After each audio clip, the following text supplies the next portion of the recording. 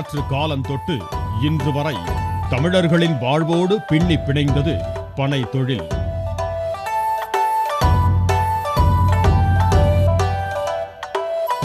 சுதந்திரத்திற்கு முன்பு தமிழ்நாட்டில் 50 கோடி பனை மரங்கள் இருந்ததாக அரசின் புள்ளி விவரம் தெரிவிக்கிறது. ஆனால் இன்று 5 கோடி பனை மரங்கள் எஞ்சியிருக்கும் நிலையில் 2 கோடி பனை மரங்கள் அழிவின் விளிம்பில் உள்ளன. ஆங்கிலேயர் காலத்தில் அவர்களது தயாரிப்புகளான பீர், பிராந்தி ஆகியவற்றின் விற்பனை சரியக்கூடாது என்பதற்காக பனை ஏறுபவர்களுக்கென முதலில் லைசன்ஸ் முறை கொண்டு வரப்பட்டது.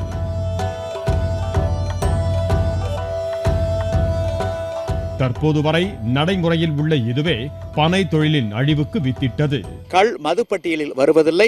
ஆங்கிலேயர் காலத்தில் அத்தகைய தவறு நடந்துவிட்டது. அந்த தவறை இன்னும் திருத்திக் கொள்ளப்படவில்லை. ஆக காந்தி, ஜே.சி. குமரப்பா போன்றவர்களெல்லாம் இந்த கள்ளை ஆதரித்திருக்கின்றார்கள். தந்தை பெரியார் அவர்கள் கள்ளுக்கு தடையும் கூடாது, கடையும் கூடாது, கள்ளை இறக்கி மரத்தடியிலேயே விற்றுவிட வேண்டும், கள்ளுக்கு கடை ஏலம் என்று இருந்தால்தான் கலப்படம் போன்ற தவறுகள் நடப்பதற்கு வாய்ப்புண்டு என 1963 சொல்லி இருக்கின்றார்.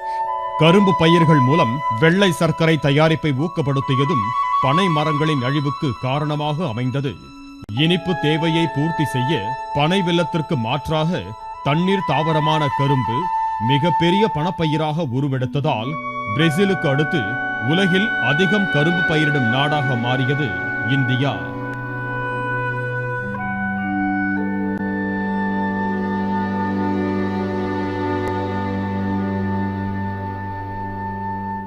சுதந்திரத்திற்கு பிறகு வந்த அரசுகள் ஏராளமான சுகர் ஃபேக்ட்ரியை ஆரம்பிக்கிறதுக்கு தூண்டுகோலாக இருந்து ஆரம்பித்தாங்க.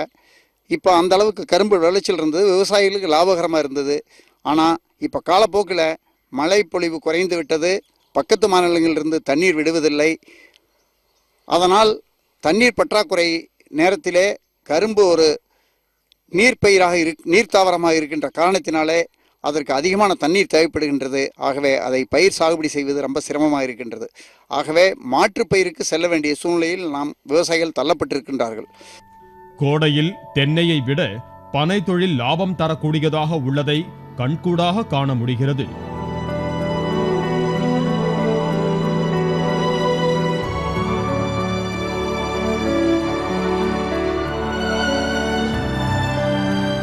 தென்னை மூலம் கிடைக்கும் தேங்காய் ஒன்றின் விலை 10 முதல் 20 ரூபாய் என்றால் 3 கண் உடைய நுங்கின் விலையும் 20 ரூபாய்தான். ஆனால் பனைக்கு எந்தவித பராமரிப்பு செலவும் இல்லை. மேலும் கரும்பு விவசாயத்தை எடுத்துக்கொண்டால் அரசு மற்றும் தனியார் சர்க்கரை ஆலைகள் விவசாயிகளுக்கு 1250 கோடி ரூபாய் நிலுவைத் தொகை வைத்துள்ளன. இதன் மூலம் விவசாயிகள் கடனாளியாகியதும் தண்ணீர் வீணாகியதும் தான் மிச்சம்.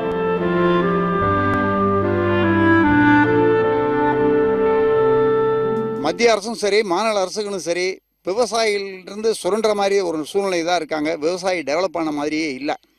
அவங்களுக்கு வேறு போக்கிடம், ஏதாவது ஒரு தண்ணி பற்றாக்குறை இருக்கும்போது வேறு என்ன பயிர் பண்ணலாம், அதுக்கு தகுந்த மாதிரி ஏதாவது மாற்று பயிருக்கு போகணும். இப்போ நெல், கரும்பு, மஞ்சள்ங்கிற நீர் தாவரத்திலிருந்து நம்ம புஞ்சை தாவரத்துக்கு மாறிக்கணும். அதுக்கு என்ன செய்யணுமோ கவர்மெண்ட் அதையெல்லாம் செஞ்சு கொடுக்கணும். கரும்பில் இருந்து தயாரிக்கப்படும் வெள்ளை சர்க்கரை மெல்ல கொல்லும் விஷம் என்பதும், பனையில் இருந்து தயாரிக்கப்படும் கருப்பட்டி ஆரோக்கியமானது என்பதும் ஆய்வு முடிவுகளில் தெரிய வந்துள்ளது.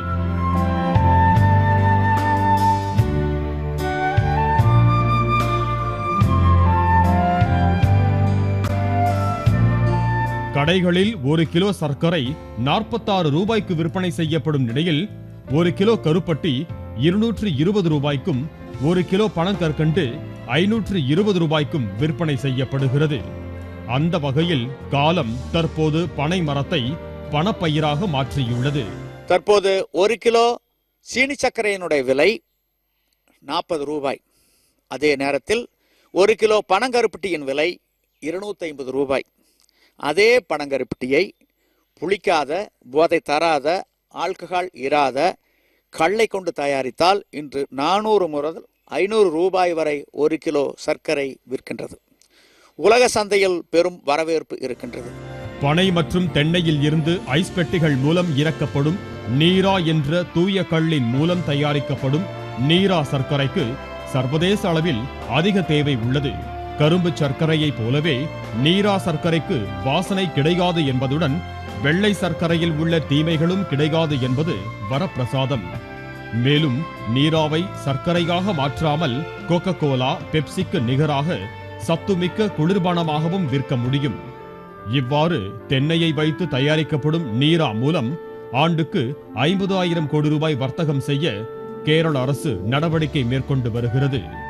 எனவே பனை வாரியம் அமைத்து சர்க்கரை ஆலைகளைப் போல நீரா தயாரிப்பு ஆலைகள், கருப்பட்டி, பனக்கற்கண்டுக்கான ஆலைகள் அமைக்கவும், அவற்றை சந்தைப்படுத்த சர்வதேச அளவில் விற்பனை நிலையங்கள் அமைக்கவும் விவசாயிகள் கோரிக்கை விடுத்திருக்கிறார்கள். மேலும் கருவேல மரங்கள் அகற்றப்படும் இடங்களில் புதியதாக பனை மரங்கள் நடவும் கோரிக்கை எழுந்துள்ளது. பாலிமர் செய்திகளுக்காக தூத்துக்குடி விமல்ராஜ், சேலம் வினோத், ஈரோடு மாரியப்பன் மற்றும் பாலா.